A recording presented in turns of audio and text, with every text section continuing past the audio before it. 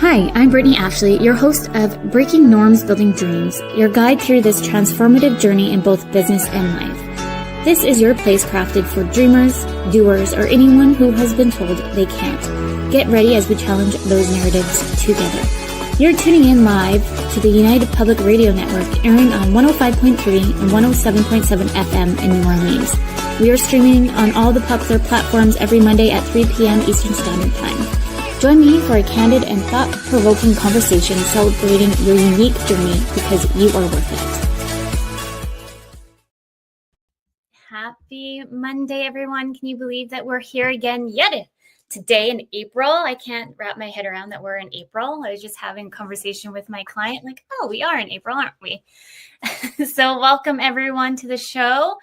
Welcome to Breaking Norms, Building Dreams. I'm your host, Brittany Ashley, and we are broadcasting live today on United Public Radio Network and UFO Paranormal Radio Network 105.3 and 107.7 in New Orleans. Get ready to escape the next hour as we break norms and build dreams today with Christine. I'm so excited to have you. No problem. And well, thank you so much, Brittany. And I just want to say I'm so grateful to be here, and it's lovely that you've created this space for entrepreneurs and for business people to come and share their journey, and athletes. I really enjoyed watching your last show with MMA fighter, and it was really remarkable. So yeah, I'm honored to be here in this space, and thank you for having me. Yeah, I'm so excited to have you, and I'm happy that you got to tune in to Alana's show. It was my first Métis Indigenous person to the show, so I was so proud to kind of come in and also share my heritage a bit as well. So I was so excited for Alana to come in, and I'm so excited to have you to come in. Let's dive in on who you are. And I always mix up your name, so I apologize. Kristen. You got it. I want to make sure I have it right today. Let's do a quick little bio so the listeners know who you are, because I know who you are, and get in deeper on what you do and how the listeners can learn more about you. So, from athletes to executives and personal transitions like divorce or identity loss, high-stake perform goals, Kristen supports clients in building sustainable strength, clarity, and momentum. Kristen applies the tools for her REPS toolkits, which we'll dig in today and what that's all about. Across both her coaching practices, Live Your Prime, and focused on men's sexual health and rational performance and pure mind performance. I'm so excited to get more in depth with everything you do. There's so many onions to peel today, and I'm so excited to share with our listeners and people who are viewing us who you are. So maybe you can just dig in a little bit more who you are and how you started.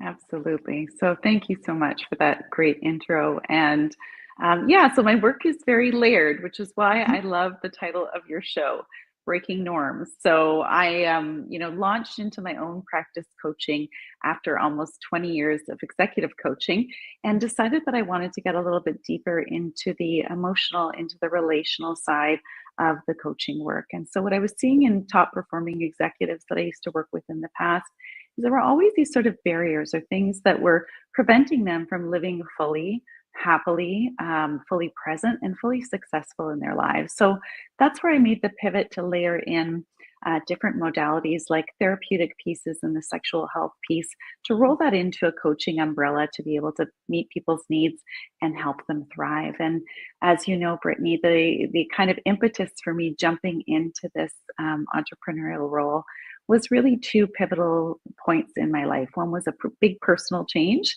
navigating the challenges of my own divorce and parenting my three boys on my own for the first time.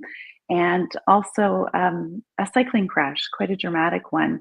I'm an athlete, and so I like to kind of push my limits. And I was fairly new to cycling after divorce, and I suffered a really big crash coming down a local mountain here in Vancouver, and I had permanent changes to my physical body. And it was sort of how I had to build my body back using my mind, using the power of the mind-body connection. And that kind of allowed me to springboard into the work that I'm doing today, which is largely on resilience, which is why we're here today to talk about that. Yes, you have many different layers to what you do. So I'm so excited to dig in. Maybe we can kind of dive into what is resilience to you? Yeah. And I love that you said to you, we all Yeah. have our different versions of the truth, right? And there's not just one story to this, but I'll share with you a little bit more about my journey and also my clients' journey towards resilience. But first, I want to share a story with you, Brittany, that I think you and some of your listeners can probably relate to. So I was dropping off my son this morning, the last one to go, my youngest at school. And as I was driving back, there was this little dog, and it was like hopping along the sidewalk in a kind of a funny way. It was a three-legged dog. And so it had three legs, and it was like this little chihuahua or something. And you should have seen the bounce on this thing. It's really bouncing along. And it made me smile, but it also brought me back to this memory that I had. Mm. During the pandemic, we had gotten a dog, like so many people. Yeah. And my youngest was about 6 years old. And so I was in the kitchen, and trying to keep a mindful eye on him, as you know, as a mom Mhm. to some youngsters. I wanted to watch him. The dog was quite tiny. It was little Westie named Smokey James. And so I'm watching him from the kitchen, and I'm like, what's he up to? And sure enough, he's doing something odd with the dog. So I just said, Tom, what are you doing over there? And he said, oh, Mom, I'm training Smokey. And I said, oh, okay. What are you training him for? And he said, well, in case Smokey loses a leg, I figure he needs to learn how to balance on three legs. So Tom had been taking his leg up to teach him how to balance on three legs. And my point is, this is kind of the core of my work. Resilience is not something that you're not resilient. Resilience is a practice. It's a practice that we grow and learn over time. So that's kind of at the core of my work. And Mhm. I love you that you know, shared. yeah, it kind of brought me back to a place today where it really came full circle into coming to see you today and reminded me of that. And I'm also a yoga and Pilates teacher. And Mhm. so during class, there's a quote that I love to share by Bruce Lee. And you've probably heard this before, but he says that, notice that the stiffest tree Mhm. cracks in the wind. Huh, I don't think I've ever heard of that. And yet, the bamboo and the willow will bend. Even in the strongest winds, they will survive. Mm. So I love that quote by martial artist Bruce Lee for many reasons. One is he was known as a tough guy, right? Yeah, This is a guy who would like chop blocks, if I'm not mistaken, yeah. and really like cut wood. And here he is with this kind of mindful reflection that we can't be hard all the time. That's where things break and crack. That we've got the work to do for us really in resilience is learning how to balance that with the softness that we need Mhm. and finding those moments, that right balance between the hard push, right? Mhm. We all know about pushing to be resilient and overcoming. And then let's find the drawback and to find, that softness, that suppleness. And Mm. that's really where the work for me comes in with the clients. And that's Yeah. something that, I see a need for out there. Mhm. I'll just go back to what you're saying about the dog that you saw with the three legs. It just actually made me think of somebody I met on the trail a while back, and the dog had three legs and was never born with three legs. He unfortunately lost the three legs. And I remember I had my dog Luna at the time, and she tore her both ACLs. Mm. And he made a comment about resilience. And actually, like your story made me think about that moment. And he was saying to me, like, they're pretty resilient. Like, if, yeah, they lost a leg, they will get back up how they will, and they'll just keep going. And I remember him talking about our dog no longer with us now, but Luna, he was like, as if you give the proper foundation for her, the physio, all Mm. these things, you'll see that she will be resilient and gets herself back up and might not actually need surgery. So we didn't we had a pity mix, and they're known to pull both ACLs at a certain age. And I remember being like, oh, I don't want to put her underneath more trauma, more surgery, all these things, just in case, because she was getting an older pup. And we did the physio route, and everybody thought we were just kind of crazy, but she was so resilient to build herself back up. But we also took that time to do the physio with her too. Well, it's about breaking norms, right, Brett? So I love that you said everyone thought we were crazy. I think that's kind of right. The way forward is, I agree with you. There was this kind of like, let's just do surgery. Let's just get to it, cut to the chase and get it over with quickly and move on. That's sort of how I was raised. And so this is sort of that like, my dad was a football coach. And so I grew up a child of the late 80s, early 90s with a dad who was like, I was the second of two girls, and he brought me out into the backyard and he would have me hit and block over and over again, kind of that mentality of like toughness, grit, resilience. And I spent a lot of time in the backyard learning how to tackle.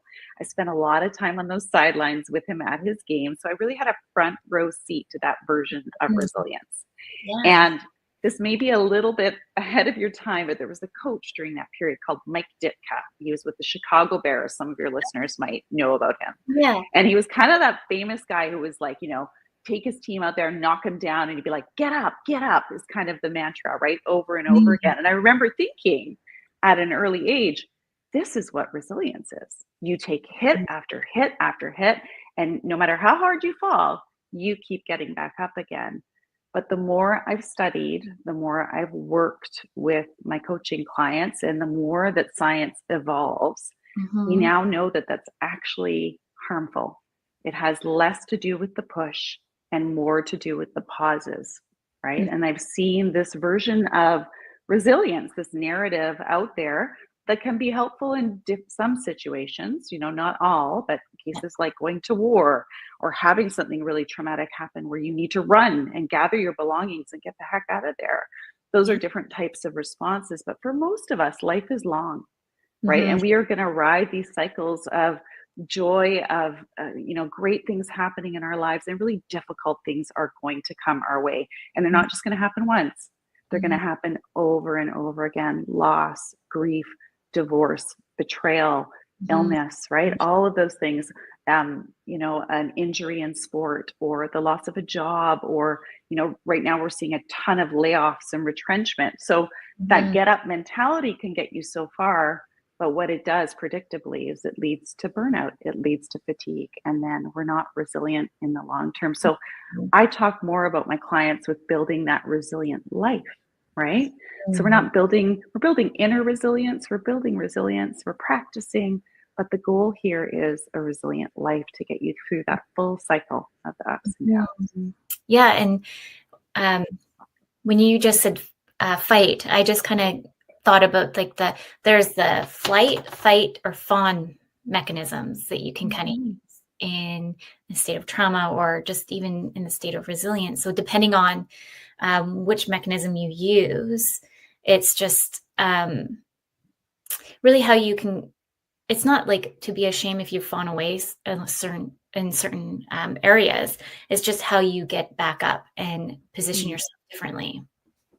We need to freeze. You and I have talked about this. There are points in our lives where it's not safe for us to fight, right? Where we actually need to freeze, where we actually need to fawn, where we need to take those kind of self-preservation moves. So I think it's important to acknowledge that. And also, I think, we've talked about different generational issues in terms of our resilience and how we cope. There is something such as relational trauma, which you're familiar with and we've talked about. My clients, some of whom have suffered abuse when they were kids and they haven't talked about it before, and they're wondering why they're struggling so much in this circumstance in their 40s, kind of not acknowledging what had happened before. I think it's sort of like, bracing for that adversity and thinking we can just kind of strong arm our way through it gets us through up into a certain point, and then it doesn't. And it doesn't serve you. Like, you never know when that piece is going to show up in like just kind of like hit you, and then all of a sudden you're just like, oh my goodness. Like I told you I was in trauma with money, and the reason why I took it was because I really want to understand why my clients were struggling with trauma with paying certain things or getting stuck in certain areas. And I was like, I have no trauma with money. And then behold, there it is. But it was such an eye-opening journey to follow. And then now it's from that experience and kind of understanding like the scarcity mindset and wanting to tackle it more I've kind of now wanting to push myself more out of my comfort zone of how can I face Mm. trauma? Because I actually had this conversation with my aunt. She's like, you can't just keep on like putting it underneath the rug, because it's you before you know it, it can come right in front of you, and you're not going to know how to even face it, and or the opportunity to face it will be gone, and you might be stuck and hurt that you haven't faced those certain things of the trauma that you want to face now. And so Mhm. I feel like I'm like, okay, let's go. Right. And that's part of a resilient mindset is I write about this in some work I've done recently with the BMO Vancouver Marathon and the Mhm. GranFondo is like, that's how I approach it on the physical front because I'm a marathon runner. Mhm. I'm going to do my third world major this year. So I've Amazing. really gotten into that lately and it's a long time to run, right? I ran Yeah. my first marathon not too long ago. And I will tell you, running for 3.5 hours, 42 kilometers can be really long. And so this curiosity that you kind of talk about, it's like Mhm. I saw something in myself and I really want to get into it now. Mhm. That's a resilient mindset. You know, I say when my legs are sore on the race course or when I'm training and they just feel tired, I always think, what are my legs trying to tell me right now? I Yeah. don't immediately jump to that point where I'm like, I must be tired, must be time to take a break. This is too much for me. I've worked enough with my mindset to be able to do just what you did with this trauma with money, right? It's like, I wonder what this is trying to tell me. And that's the opportunity to grow right there. Yes. And I know we're both coaches, so we're lifelong learners and always wanting to challenge the narratives more. And what else can we learn? What else can we throw in?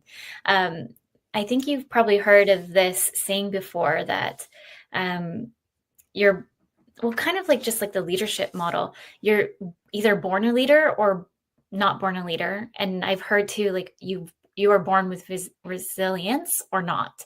What do you Mm. what's your take on that? I think that's phony baloney. That's a really mature way of putting it, but I'm trained as I did my master's in behavior, and I've got a training in neuro-based coaching, so Mhm. brain-based coaching, and so much of the work that I do is all around that, the neural pathways, right? Nothing is fixed. We can pretty much move anything in the brain. So I firmly disagree with that. I think there's always the opportunity to grow and learn and resilience is that muscle. We talk about practicing it and creating new pathways. So Mm. it's a lot of my work in sexual health coaching, but of course, the obvious is athleticism and work with the executives that changing the brain state and building new pathways to learn to grow. Now, I've developed a model kind of that we've talked about, you and I, and it's called the reps model. And I like it because, it's like reps at the gym, even though that's not Mhm. my area of it's not my happy place yet. I'm still learning to love the gym, but reps are kind of the model that I came up with after, coaching. I've now got 2 years in this practice and about 350 hours of coaching in sexual health and another 200 just with executives and high performers. And what I did was I talked to a number of experts in the field and also took my work and developed this model called the REPS model that Mhm. looks at the determinants of a resilient life. So, what does it take to build a resilient life? It takes our relationships, it takes our emotional resilience, it takes physical resilience, and then it takes the systems and strategies to be Mhm. able to scaffold all of that into something that's sustainable. So, um, yeah, I Yeah. that's sort of a pathway forward that helps me to work with individuals, right? If I've got a model that I can kind of use broadly, then when we get an individual in and we do that intake and I look one on one and what they need, then we're able to get deeper into, in some cases, changing those neural pathways or opening them up and making deep change. Yeah. Maybe are you able to dig in a little bit deeper on each section of the model? I would love nothing more. You're just going to have to cut me off because I get kind of excited about this stuff. So you've got to jump That's in. fine. Okay. Yeah. So I love that you started too. The first one is relational. And so, I think this is all part of making sure that we manage adversity and that we build robustness in our lives. And relational is an interesting one for me because, having worked with a lot of top performers and athletes, Yeah. there's a really strong narrative out there, and high performers will always kind of have that mindset of, I got to figure it all out on my own.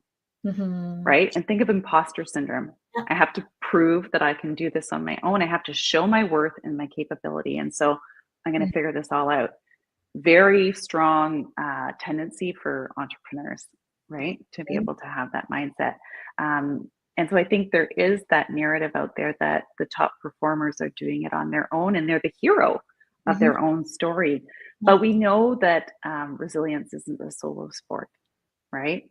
To truly build resilience for life, which is what our goal is, and to have it be sustainable, it has to be built in relationships, not in isolation. We're better off for it that way. And relational, go ahead. Oh no, I was agreeing with you. With like the thing for me, anyways, that really popped out was the imposter syndrome. As anyone listening, imposter syndrome is overall thinking that you're not capable, competent to succeed in anything that's maybe put in front of you, even though you probably have proved time and time again that you've done it. Absolutely. It's something I battle with all the time. And I know it's quite a common thing, right? For performers and for entrepreneurs. But let's get into a little bit about the relational aspect of it. It's a big piece of my work. And so we often start off with kind of a values assessment in my sessions. And then we get into kind of a relational interpersonal assessment. So we need to know who's in your quarter. So how are they showing up for you, right? So who have you got in your sort of relationship group? And I'm talking friendships, right? Work connections, romantic partners, and your families. And then we kind of ask who these people are, and then we sort of look at what categories they fall into.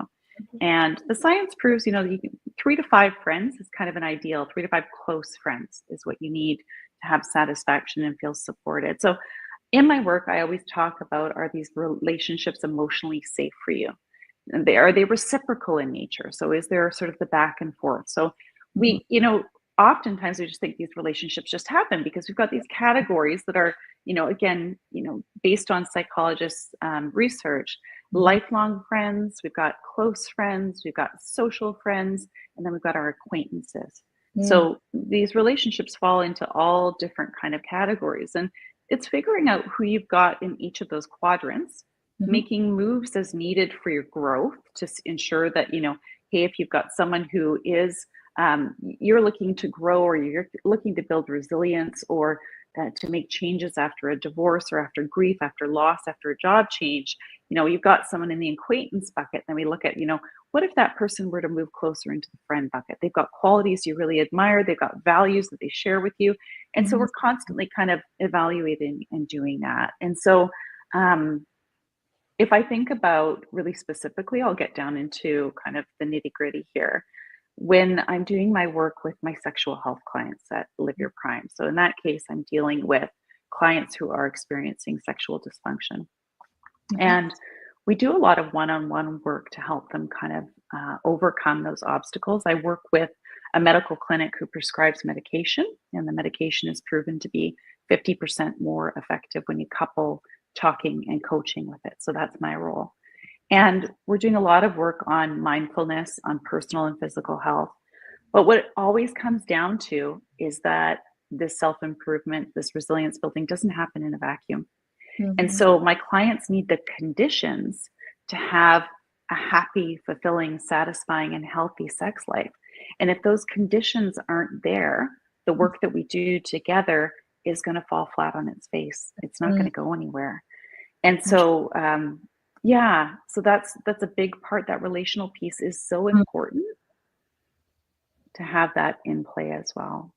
So, and for high performers, and for executives, for CEOs, think of like a runner and a golfer and a cyclist, right? You're going to tell me those are solo sports. Those are all people doing it alone. When I ran the Boston Marathon last year, I was moved to tears at the end of the race. And now I was someone who struggled at the end of the race, a story too long to get into here, but I needed to be supported. And I had this little, this guy, this wonderful man who I didn't know, take me under the arm and get me across the finish line. Because if you fall down, you will go immediately to a medical tent and you can't finish the race. And when I finished, and I was standing there with my girlfriend, and we were kind of drinking a lot of liquid and kind of recovering and watching this beautiful scene, this flow of people going by, all supported by people on the course who helped them get to that finish line. There is no such thing as a solo sport. I think I mentioned that at the beginning. We all need others in order to perform at our best. So building resilience and getting to that place is not a solo endeavor. That's why the relationships is in the reps model. That makes so much sense, because we're humans. We need people around us, even introverts, extrovert, introverts. Like, no matter what you classify yourself as, we need that human connection. We need that connection on whichever level it looks like to you to drive us, I believe. 100%. And knowing that about yourself. And I think we're about to get into that, into the emotional space, right? It's a really great segue for the next reps category, to build emotional resilience as a part of your resilience for life strategy. Yeah. Knowing that about yourself, Brittany, I love that you said that. And introverts need it too, right? Introverts need it just as much as extroverts, and you're just going to find it in a different way. So your relational intelligence, the plan that we do for your relationships, might look a little bit different, right? Yeah. And no model really fits with somebody else, because their needs are always different compared to somebody else. Absolutely. Do you want to go into the next piece of the model? Absolutely. So we're going to get into that emotional resilience piece. Yeah. So the second piece of the tool. We're going to talk about that a little bit more. And this one's important. I mean, they're all important, but emotional resilience is something that, we're going to respond to life stressors, how we feel our emotions without being hijacked by them and being overwhelmed by them. And it's building that psychological flexibility. So the flexibility of being able to understand our emotions, find a place for them. And I'm going to touch on something that you mentioned earlier in just a minute. So I think you're going to like this one. And as you know, by now, I was not raised to really talk about emotions, right? And so the narrative that I grew up with was suck it up, buttercup. My dad would always say, don't let them see you cry, Kristen. Don't let them see that they got you down, right? And, push it aside. And so we think about that Mike Ditka, that coach from the Chicago Bears. He would say, get up, that voice in your head when you're out of touch with your emotional landscape. And when you're not giving yourself the grace to build resilience in your emotions, sounds a lot like that. Push, come on.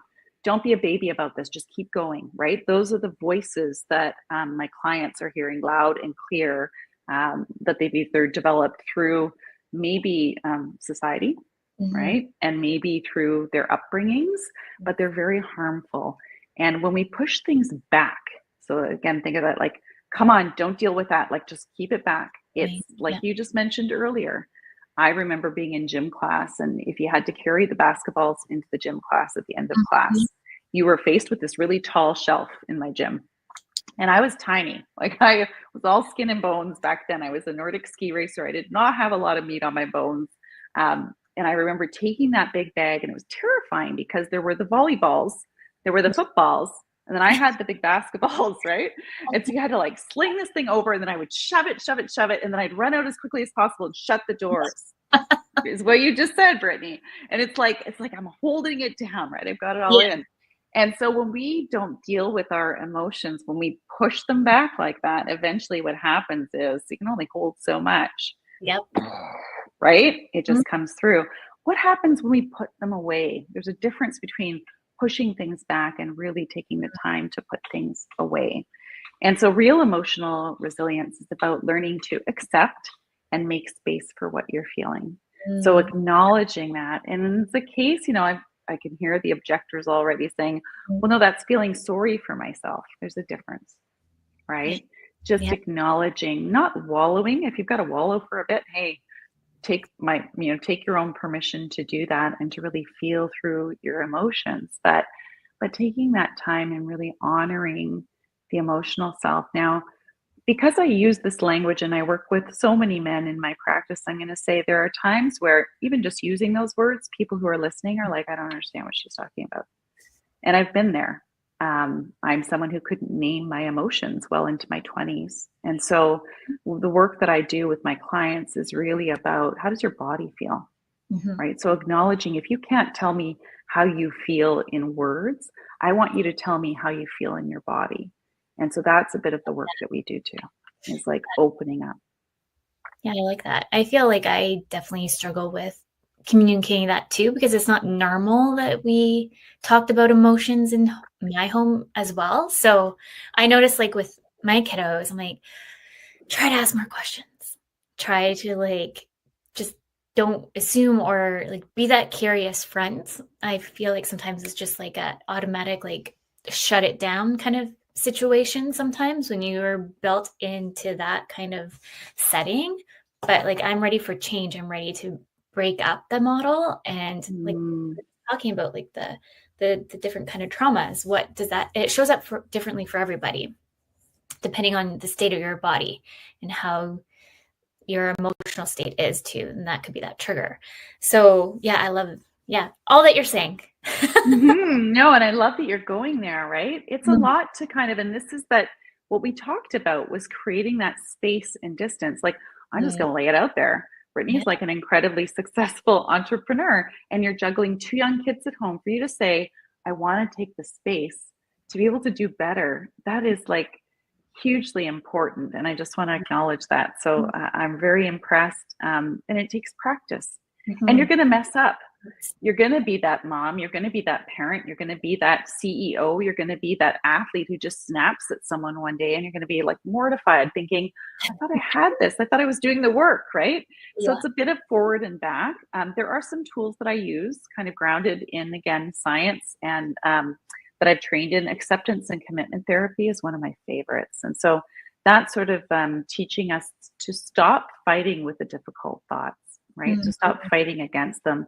The most damaging things that I hear in terms of damage to mental health, and the clients that I see who suffer more from depression, anxiety, and rumination, they're the ones who are saying things like, I know I shouldn't feel this, but, right? It's silly to say this, but, so they're the ones who are denying what they're actually feeling or fighting against it. So instead, we learn to make space for those and to allow a little bit of gentleness instead of suppressing the emotion, kind of creating the opportunity to acknowledge them, unhook from them. So my thoughts are not me, right? So learning that space, learning a tool called diffusion, and then building out the space and time to pause before reacting, Mhm. right? I bring in tools from sports psychology. That's just who I am. And so this is something kind of unique to my model, but I bring in those tools, and visualization is one of my favorite ones. Oh, tell me more. So have you used it before? Visualization, yes and no. Okay. Okay. Hmm. Sounds good. Let me get into it. I first learned it when I was really young. I was really lucky. I had a cross country ski coach who was Finnish. He was from Finland. This old guy named Heikki Kinnunen. It's a mouthful to pronounce. Yes. Um, he would have us before each race. He would have us lay our heads down on our pillow, and we had to imagine the cross country ski race that we were going to go on. Now, I was like, I was quite a real go getter when I was younger, and I was pretty good at cross country skiing, and I'd done enough of it. So Mhm. we'd lay down at bed, and I took it very seriously. And I would lay down on my pillow the night before a race, and I would visualize the course, no matter where we were. We had skied it that day.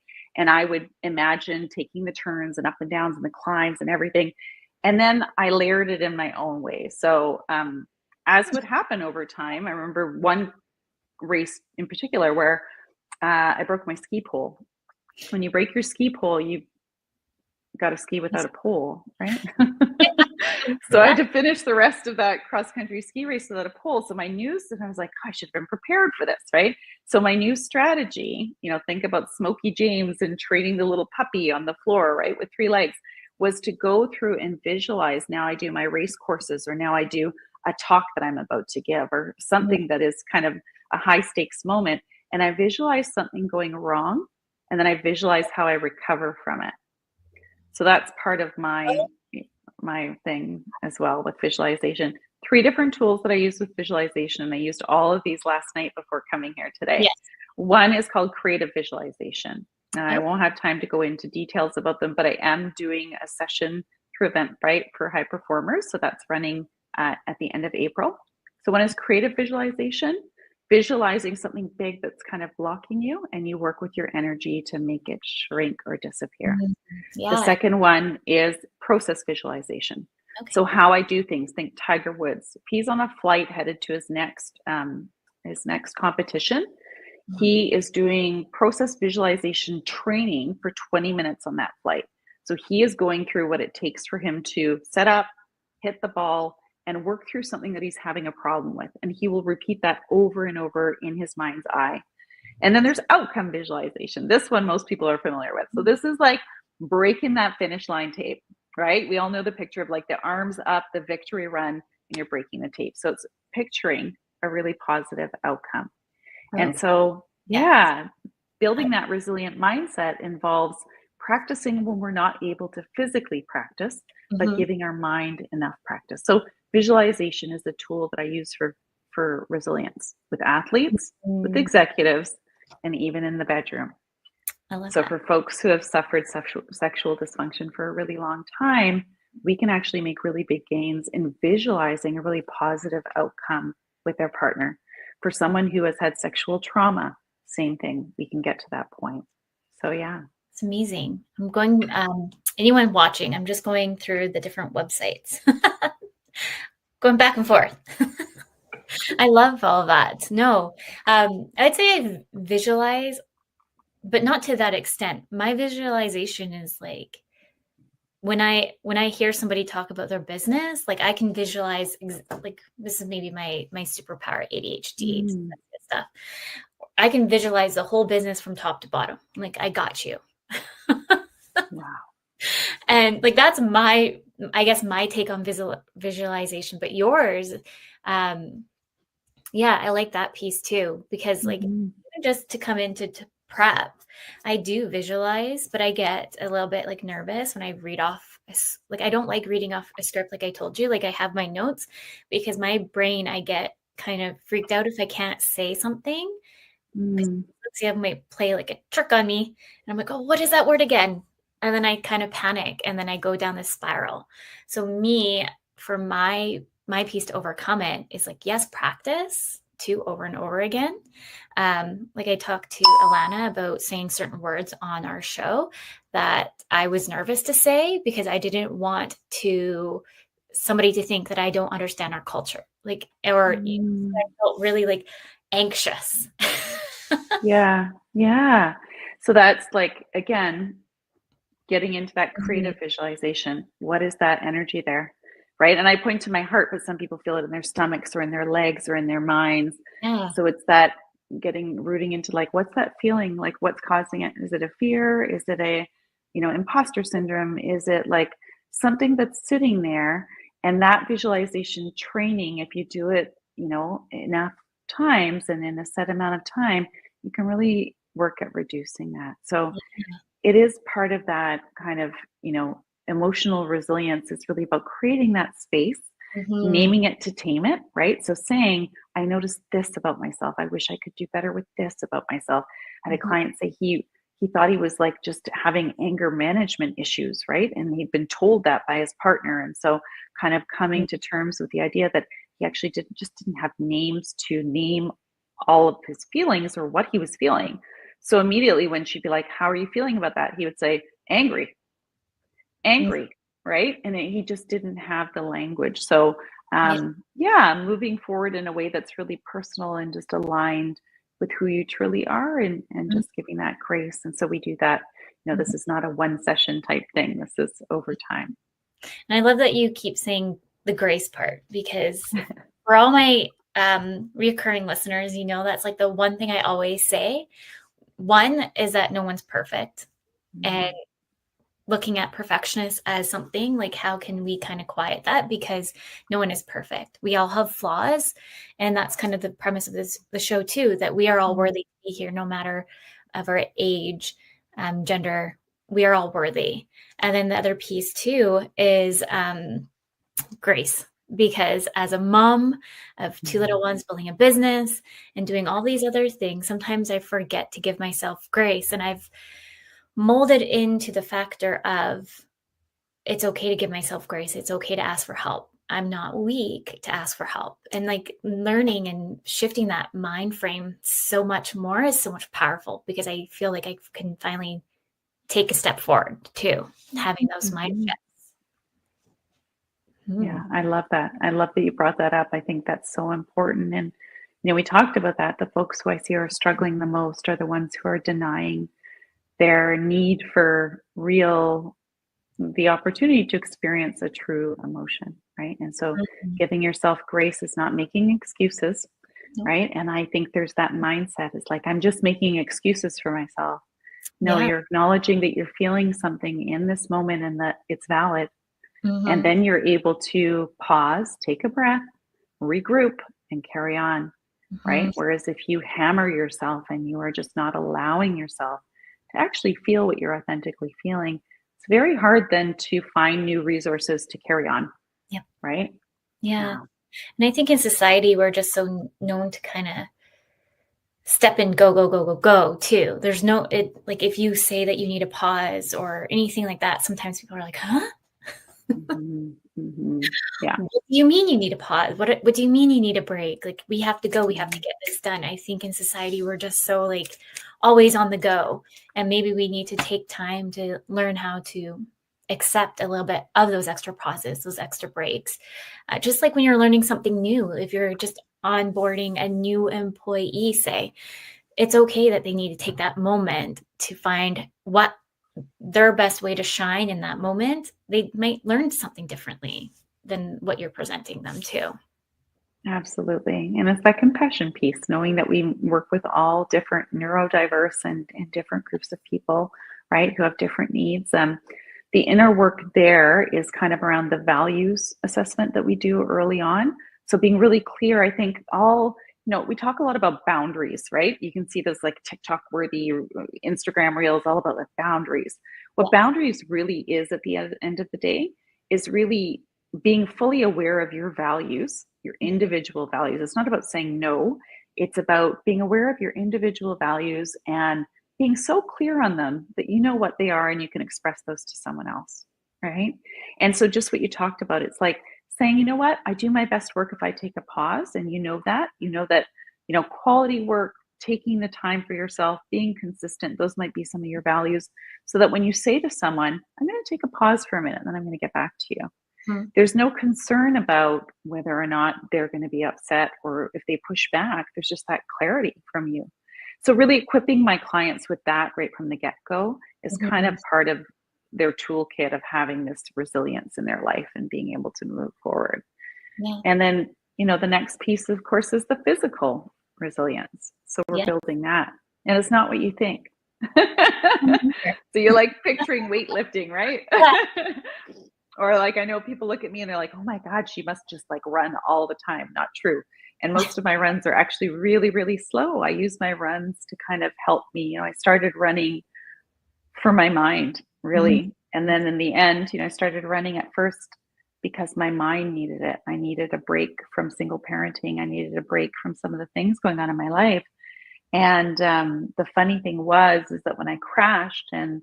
and broke my body, right? I needed it more than ever, and it's really what powered me through. So, physical resilience involves both. It involves your physical body, but also training your nervous system, which is part of your Mhm. physical body to endure. So I think this one is very timely and really important. It applies to everyone who's coming in on this call and all of my clients, sports, high performance, my sexual health clients, parents, and everyone. At the heart of it, we want to build that robust life where you have long term strength, right? And think about movement, breath work, recovery, and creating peak performance habits. So, movement, regular exercise, we want to be moving our body. We want to get our body to a place where it feels physically strong and physically well so that it can handle the things that we have coming our way. And recovery is just as important because without rest, sleep, and recovery, using techniques like breath work, and I use progressive muscle relaxation, which is a physical body response where we tighten the muscles and then we let them go. We tighten the muscles and we let them go. So there's Interesting. physical activations that we do to restore our energy so that we can keep going. What I've seen in my work, it's so clear in sexual health. Sexual health provides this like floodlight into what's going on in society because it's our most vulnerable state. It Yeah. combines our emotions, our physical self, intimacy, relationships, right? and our neurological responses. And so hyperarousal is something we're all struggling right now. And what I mean by that is we're in a hyperaroused state. We are constantly on alert. Have I checked my messages? I have 5 different platforms. I have Notion, I have Slack. I've got, right? I've got Instagram. I've got, the kids' school emails are coming. I've got Outlook. I've got Teams for my sexual health clients. I've got Ring Central. I've got Zoom. I mean, the list could go on. We all know what I'm talking about here. We're in this constant state of hyperarousal and always available. And so our biggest challenge as a society is the work that we do to kind of come down from that and manage it. It's not going away. We need to actively learn how to manage our arousal state. And so I'm going to give you an example. Michael Phelps. Do you know him? He's like a swimmer, right? An incredible swimmer. And so he was, I like his story. I like what his coach did. I'm actually more impressed with his coach, I think. His coach was a guy by the name of Bowman. And he, during training, Bowman would take the last 5 to 10 minutes of Michael Phelps's practices, and he would take his goggles away. So he would say, okay, Michael, you got to swim in this like chlorine laden water without your goggles for the last 5 to 10 minutes. So why? It's like stinging eyes, right? So uncomfortable. But he was preparing Michael for unforeseen circumstances. So what Michael had to do, of course, you have to pivot. You have to adjust. Your body is not experiencing the same conditions that you're used to. How do you get through something like that? I wasn't in the pool with Michael Phelps, but I will tell you he probably used mindset, mindfulness, really zeroing in on the present moment, each hand stroke, right? Thinking about his kicks, thinking about the end of the pool, trying to visualize where that was, thinking to himself, I have done this 100 times before. I could do this in my sleep, right? These are the things that are going through Michael Phelps's mind during training. And then guess what? It's the 2008 Beijing Olympics, and he's in his last competition. It's butterfly. I think it's like 200-meter butterfly.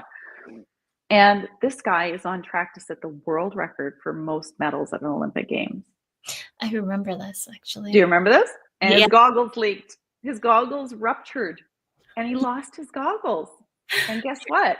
He could have lost his head, right? He could have just completely blown up, and he didn't. He came through to win, and then got 8 Olympic medals that games and holds the world record for most. Amazing. So it's that's the mind-body connection. That's the piece of the physical piece. And what makes it so important is not just the physical body. The training is important. Doing something so many times that you can say, I've done this before. Things have gone wrong before. I know what to do. And then there's the nervous system and the arousal. So the 2 most important pieces of my work in this are mindfulness. So I use mindfulness to help folks get through and to be able to zero in on that present moment. It's a powerful, powerful tool. I use it for all of my clients. And it's a lot to get into, and I don't think we're going to have time today. But and then the other piece is VO2 max. So VO2 max is how much oxygen you have flowing through your blood. And it is critical for our overall health and longevity. You will start to lose your VO2 max by the time you're 40, and it will keep going down no matter what you do. So I was lucky enough to get this insight when I was 45. I met someone who was retired, and he taught me about this. And what it's done is it's not just because I want to run marathons. It's going to make the difference between how long I live and my quality of life as I get older. If I'd started now at this age, I would be so far behind the game, and I would be losing already. You can't catch it back up once you get a certain age. For my sexual health clients, sorry, go ahead. Yeah. I just going to say that's so interesting. I didn't know that. Yeah. So it really is like, something to put first and foremost when you're looking at how long do I want to live and how healthy do I want to be as I age. So those are the kind of the 2 most important. We can get into like strength is really important. There's lots of like, the list could go on, and I'm waiting for the comments to blow up, right? Because I know there are so many other factors here, but this is a short radio show, so I've got short time. 2 things would be VO2 max for the physical well-being of my clients, especially those sexual health clients. Orgasm and climax depend on the blood flow in your body for men and women. Women need the blood to flow to the clitoris quickly, efficiently, And as you age, that slows down unless you're very physically fit. For Mhm. men, it's the same thing. The two chambers of your penis need to fill up with blood fully in order to get an erection. And if Mm. you are not fit, if you have belly fat, if your heart cannot pump enough to spare, you are Mhm. going to lose that. So those are kind of critical pieces to the work in physical resilience that I do with all of my clients, athletes, and in Mhm. sexual health. And then the mindfulness piece. So being able to reduce that hyperarousal and really zero Interesting. Learn something new every day. in. So I love having So, this show. so I think that's it. In terms of physical health, I mean, really, it's about creating a body that can endure, recover, and thrive, really. And so it's like endure, recover, and then perform. So Mhm. those are the critical pieces with physical resilience. Amazing. Well, I'm just looking at time. We have one more to go through, don't we? We Yes. sure do. And it's a short one. So this is Okay. going to be great. I know. So we can still get to your last few questions here. The last piece is systems and strategies. And I think we've covered those in kind of the stuff we've been talking about. But that's sort of my role as, an executive coach by training and what I bring into play. There are two tools that I absolutely love. I bring, my experience from my behavioral science background and then also the brain-based coaching. One of my favorite frameworks comes from James Clear's Atomic Habits. Have you read? That sounds really familiar. Oh, his famous quote is, "You do not rise to the level of your goals, you fall to the level of your systems." Mm. So we need to put those systems in play, right? There's Yes. a science to all of this. And if we're going to build a resilient life, then we need to make sure that we've got the systems and habits in place. And so we work with things like habit stacking, the environment in which you're in, and the different kind of cues, right? Yeah. Behavior tracking and tiny wins over time. So making sure that we are stacking and consistently doing things every day. Amazing. Yeah, I'd say that willpower when it comes to resilience is highly overrated. I know David Goggins has a huge following and I appreciate so much of what he does, but it can't just be based on sheer willpower alone. It's really, I think, systems are where we get into sustainable resilience in terms of people. Well, if you just kind of look at it from a business perspective, because I do a lot of systems and things like that all set up. So we look at you as the CEO of the business, because really you should be the CEO of the business in a way versus doing all the other busy work. So to be the top CEO, you need to look at how we can utilize systems in place to make sure that things are really systemized, optimized for you. And then we kind of like break down the onions even further. But really, at the end of the day, we want you at the top and looking at your mindset and working on these kind of things. And so it totally makes sense that this is part of the model because you need to have some systems too in your personal side too. Like for me, just at the general sense, like I wouldn't be able to keep track of life without a calendar. I agree. And one of the things when I've got clients who are building new relationships or building back. So some of the, interesting clients I have, they're empty nesters, right? Yeah. And so they've gone through the full cycle. They've done the whole like kids in the house, things are intense and all that stuff. And the Mm-hmm. kids are gone. And then what do we do? So we work on rituals a lot, right? What rituals do you have with your partner? Have you built those in? And when when you've got the young kids, the rituals like bath time, bedtime books. Right? So it's kind of reframing that and Mm-hmm. building in your rituals. So those are just a small example of systems and strategies that we put into place for I that. love that. Well, we're almost at time. Is there any last minute advice, thoughts that you want to share with our listeners today? Well, I just think it was just such a nice conversation, Brittany, and I'm so appreciative. I really loved our dynamic and really enjoyed our time. One takeaway I think for folks is, just what we talked about. It's that idea that resilience isn't something that you are, it's not fixed, it's something that you practice. And so, practicing self care, nourishing your physical, emotional, relational, and sexual health requires that full balance: mind, body, spirit, and systems. And really, just if I could leave one takeaway, it would be, small, consistent actions. Start with something small today, Mm-hmm. creating that space for self-acceptance and being gentle with yourself. Yes, I love that so much. I can't agree more. If you just need to start somewhere, start better than starting than not starting at all. Mm-hmm. And you know those New Year's goals where everyone's like, I'm going to go to the gym 6 times. just start somewhere. You don't have to start 6 times, just maybe 15 minutes in a day that you're going to do X, Y, and Z, or once a week. Try to break them into small little chunks because I think they're just a little bit more attainable. And then you can build on that. Like for me personally, I find it, like you mentioned about going to the gym, it's so hard for me to go to the gym because there's some things in there I just don't like, maybe from a mindset perspective, why I struggle. But what I do love is working out with friends. So instead of going to the gym, maybe let's just work out with friends. So there's those little minor tweaks that you can make, figuring out what you do like and what you don't like, and then making those tweaks to mold in with you. Absolutely. Create something that works for you. 100%. Thank you so much. I think that's great. And just finding one thing. What's one thing that really gets under your skin that you're really not okay with, right, in your life that's causing you friction? Find something that's kind of rocking you and taking some small steps to address it and doing better.